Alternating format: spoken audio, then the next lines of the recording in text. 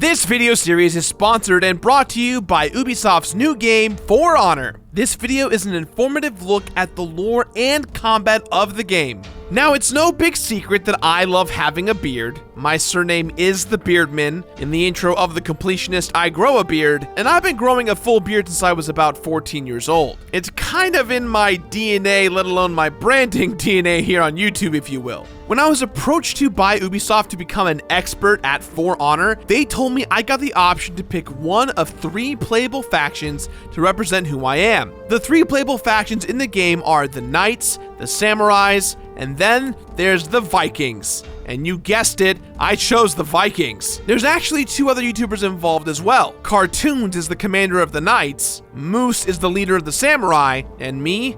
That makes me the chosen warrior of the Vikings, meant to lead the charge into reclaiming our home. When you think about a war between the Vikings, Samurais, and Knights, you gotta be thinking, why in the blue hell would these 3 even battle each other? Is it even possible that these 3 could exist at the same time? Well, in case you're wondering, the real answer to that is in fact no. But before I dive into being the leader of the Vikings, let's talk about the foundation of where For Honor's story and where these factions come from. I actually got to sit down and talk in depth with Jason, the game's creative director, to discuss all things For Honor.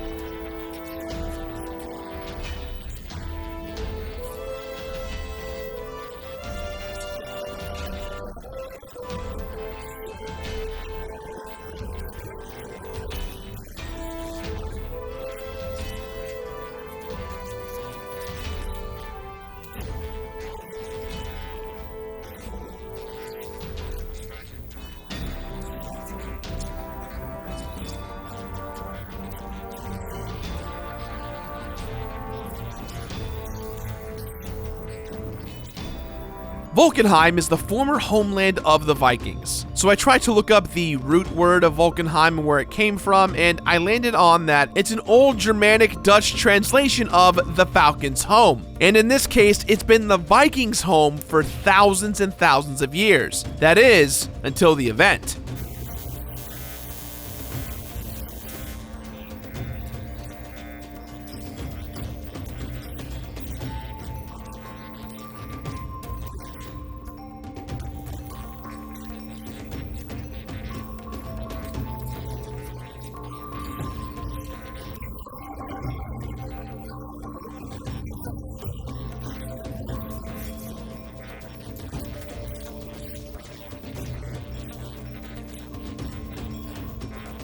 Subsequently, with the takeover of the Knights, they ended up inhabiting the lands of Vulcanheim, and even the old, iconic statues of the Vikings are still standing. So naturally, the Vikings one day want their home back.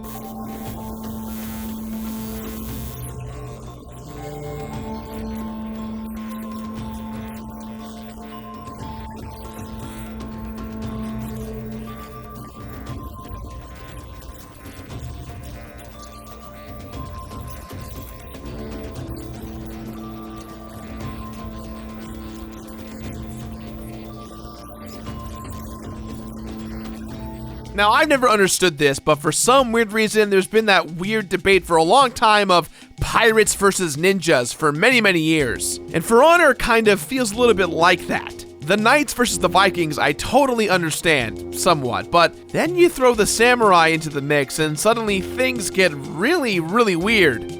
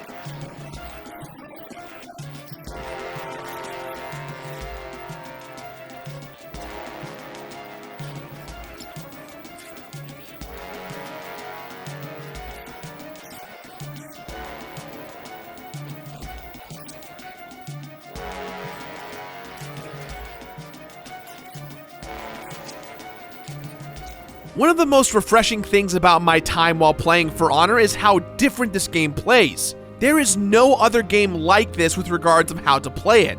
Jason's dream was to create a game that not only encompassed what it would be like to fight in those wars with these characters, but to reflect the creative fun that goes into a thing called stage combat. For those of you who might be unaware, I've trained in theater for over 10 years of my life, practicing all kinds of voice and movement, singing, dancing, dialects, and so much more. But my favorite thing that I learned was stage combat, and For Honor's entire combat system is centralized around this concept. With stage combat, you have your 4 quadrants, 1, 2, 3, 4, with a 5th one being above the person's head. For Honor simplifies that to 3 quadrants. You lock onto the enemy and use the right analog stick to deflect any attacks at the right moment. The enemy can see which way you're guarding, so it's up to you to try and block their swings, or bait them to attack and then block their swings. And if you swing and block at the same time in that direction, you can deflect and parry and attack them back for big damage. The stamina bar may be the most important thing of the game, as blocking and deflecting will deplete your enemy's bar. And when they're completely out,